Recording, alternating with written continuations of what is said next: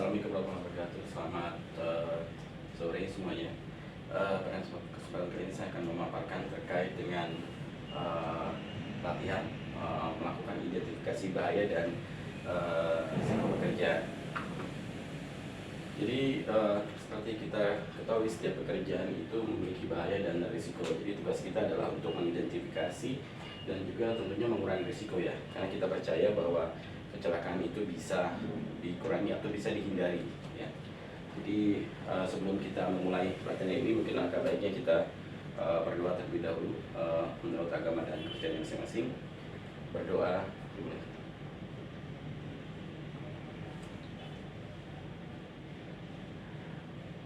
Berdoa selesai. Bapak-bapak semua, nanti ada absensi yang akan kita bagikan, mohon segera diisi ya. Jadi absensinya bentuknya seperti ini.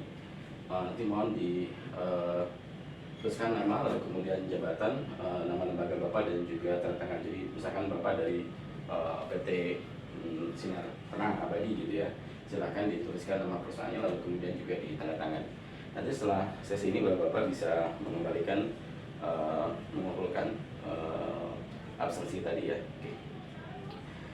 Jadi sebelumnya saya perkenalkan terlebih dahulu, nama saya Timbul Saputra. Saya bertanggung jawab untuk bagian HSE sendiri di beberapa perusahaan. Jadi saya pernah bekerja di beberapa industri di sini ya, bisa dilihat saya pernah bekerja di Kraft, di Bridgestone, juga di Ecolab dan berbagai industri lainnya, baik itu di industri makanan maupun juga industri berat.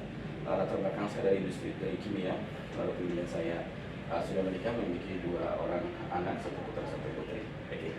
Dan saya sekarang tinggal di Jakarta ya. Jadi sebelum kita memulai pelatihan, alangkah baiknya kita perhatikan terlebih dahulu Bapak-bapak ya, terkait dengan tempat kerja kita ataupun tempat kita latihan saat ini ya Bapak-bapak ya. Jadi saat ini kita berada di ruang meeting, kemudian terkait dengan keadaan darurat apabila terjadi gempa ataupun juga huru-hara, Bapak Ibu segera menuju ke luar ruangan ini, menuju ke titik kumpul yang tertera di depan gerbang ya. Lalu kemudian di sini juga kita dilengkapi dengan scanner, lalu kemudian juga ada APAR. Juga kemudian hati-hati pada saat nanti keadaan darurat keluar ke luar, mohon pelan-pelan, jangan sampai terpleset ataupun juga terjatuh ya. Oke. Nah kemudian ini adalah satu tertib selama pelatihan, jadi mohon handphonenya di sana terlebih dahulu, lalu kemudian tidak berbicara Bapak Ibu sekalian. Juga pada saat nanti istirahat, kita akan ada istirahat 15 menit, mohon kembali tepat waktu ya. Jadi jangan sampai ada yang misalkan saja terlalu lama ya merokok ataupun yang lainnya. Jadi seperti itu. Lalu kemudian dilarang untuk merokok, dan harap pelatihan ini dipatuhi ya selama pelatihan kali ini, seperti itu.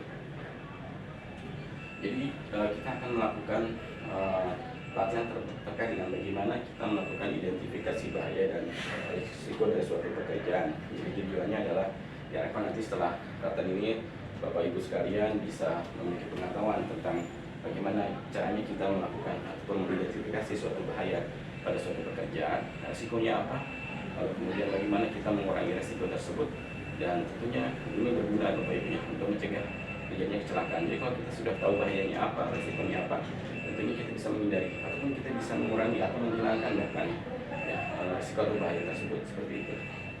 Nah ini nanti akan kita bagi menjadi 4 submodul ya. Yang pertama kita ada memilih metodenya, lalu kemudian setelah memilih metodenya kita laksanakan ya, kita lakukan bagaimana cara melakukan identifikasi bahaya dan risiko. Ada yang kuantitatif, ada kualitatif, lalu kemudian juga setelah itu kita tindak lanjuti hasil dari identifikasi bahaya dan risiko tersebut. Setelah itu nanti kita simpan, kita record ya Bapak Ibu. Jadi apa yang sudah kita buat itu sebaiknya memang disimpan, kemudian nanti sudah kita review lagi secara berkala dan kita sosialisasikan ke rekan-rekan semua ya. Jadi mereka yang tidak melakukan analisa risiko bisa menerima manfaatnya dari apa yang sudah kita kerjakan. Nah, memilih metode identifikasi bahaya dan risiko di tempat kerja ya. Nah ini sebelumnya saya akan terangkan sedikit terkait dengan metode terkait dengan analisa risiko. Jadi risiko atau bahaya, hazard atau bahaya itu bisa menyebabkan bisa jadi misalkan manusia, proses ataupun juga eksternal lingkungan ya. Misalkan saja kita punya bekerja pada ketinggian, bahayanya terjatuh ya, resikonya terjatuh gitu ya. Jadi atau misalkan saja kita membawa menyalakan kompor, menyalakan kompor. Nah, kira-kira bahayanya apa? Bahayanya terkena api ya, resikonya apa? Atau kebakaran itu bahaya. Resikonya apa? Resikonya kita bisa meninggal ya, atau bisa dibawa ke rumah sakit ya karena mengalami luka bakar. Nah, apa impactnya atau konsekuensinya, keparahannya ya? Jadi resiko ini sebenarnya adalah gabungan dari berapa besar suatu bahaya, frekuensi dari kemungkinan terjadinya resiko tersebut ya, serta keparahannya ya. Jadi atau probability-nya, frekuensinya atau probability-nya ya. Jadi resiko itu adalah perkalian antara ataupun perhitungan antara seberapa sering kemungkinan suatu bahaya itu terjadi dan seberapa parah gitu ya.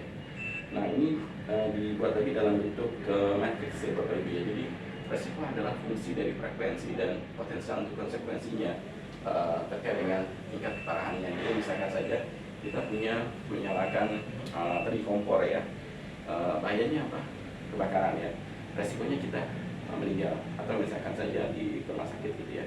Nah, untuk mengetahui tingkat bahayanya, nah kita juga bisa melihat keparahannya seperti apa. Apakah dengan menyalakan api untuk korek api misalnya merokok gitu ya, itu berbeda atau tidak dengan menyalakan api kompor gitu ya.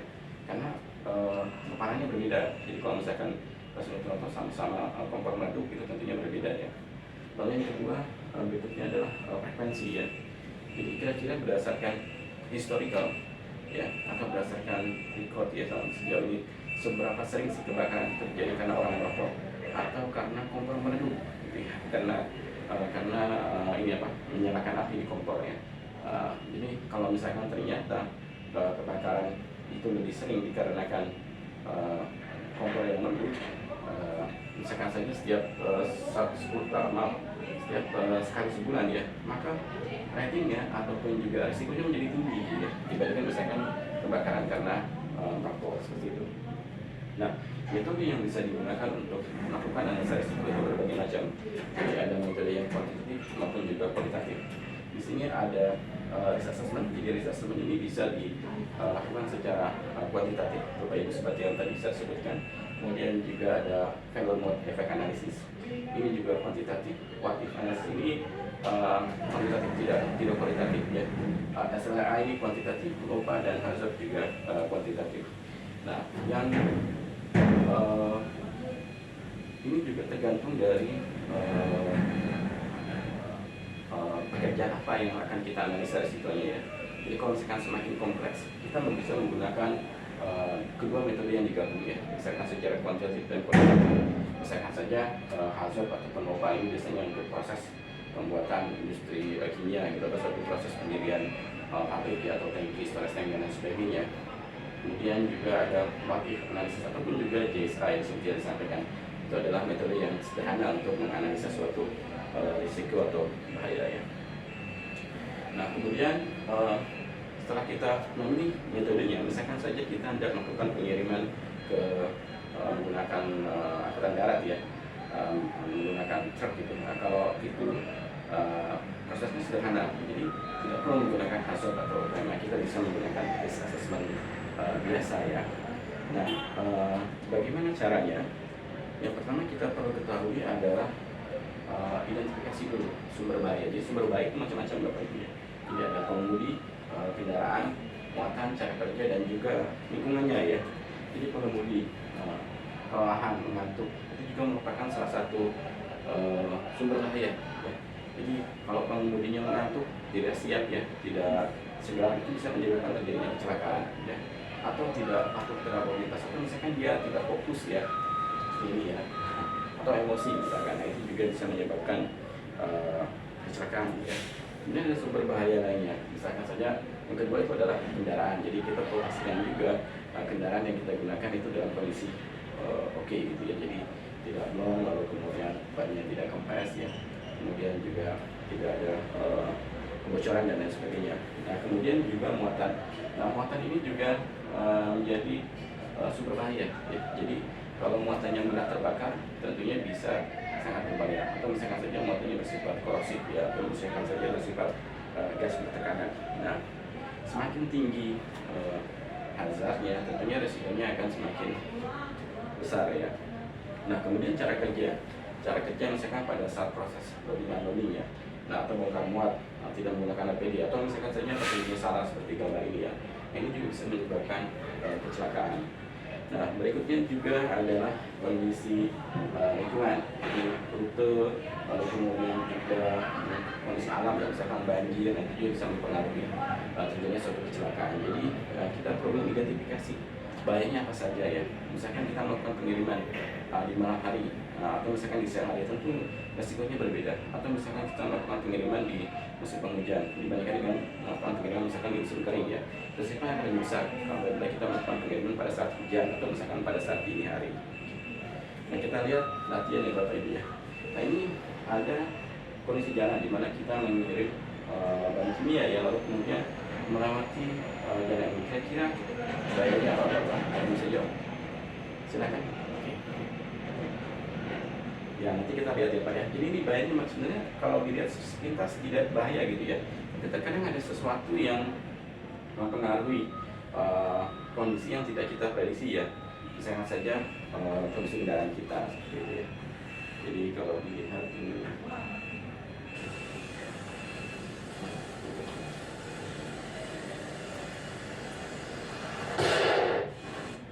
seperti itu ya. Jadi memang sumber bahaya itu bisa berbagai macam ya. Nah, tahapan analisa risiko untuk penggunaan bahan kimia, tentunya pertama kita harus tahu dulu bahaya dari bahan kimia tersebut ya. Lalu kemudian kita identifikasi rute pengirimannya, apakah rute pengirimannya cukup jauh atau tidak, melewati jalan tol atau misalkan non tol gitu ya, atau misalkan melewati perumahan, pasar dan lain sebagainya. Lalu kemudian juga di sini kita juga bisa menggunakan Google Map ya, ataupun juga bisa menggunakan rekaman dashcam, atau kita sendiri ikut serta pada saat melakukan route risk assessment ini ya. Jadi ikut serta bersama drivernya ya menuju ke lokasi pengiriman. Jadi selama perjalanan itu kita melakukan analisa risiko. Lalu kemudian juga kita identifikasi titik-titik berbahaya pada rute pengiriman tersebut. Dan kemudian apa yang harus kita lakukan apabila ternyata kita menemukan titik-titik tersebut sangat berbahaya begitu ya. Ini contohnya, ini simpelnya ya, tapi sebenarnya memang banyak metode yang digunakan. Mungkin yang lebih canggih yang kemarin juga dilakukan oleh teman-teman Pertamina ya, terkait dengan risk assessment. Jadi ini contoh sederhananya saja, kita lakukan menggunakan dashcam. Bersama perjalanan kita bisa lihat apakah ada belokan ya, kemudian jalan lurus, bahayanya misalkan ngantuk gitu ya, kelelahan, lalu kemudian berapa lama perjalanan tersebut ya, apakah dilakukan pada siang hari, lalu kemudian berapa lama waktu istirahat dari driver dan lain sebagainya. Nah, setelah kita ketahui identifikasi, setelah kita identifikasi bahaya dan risiko yang sangat ternyata tinggi, maka perlu kita tidak lanjut agar tidak menjadi suatu kecelakaan ya. Caranya dengan cara apa? Kita lakukan menggunakan hierarki kontrol ya. Jadi bisa dengan eliminasi substitusi engine kontrol administrasi atau dengan PPE ya. Jadi misalkan saja administrasi pengiriman jangan dilakukan pada saat dini hari ya, karena kondisi driver itu letih ataupun lelah dan mengantuk. Seringkali kecelakaan terjadi karena memang drivernya tidak fresh ya. Terkadang perusahaan itu berusaha agar pengiriman dilakukan malam hari agar tiba di lokasi pada pagi harinya, dan itu resikonya sangat besar dibandingkan pengiriman dilakukan misalkan pada kondisi normal gitu ya.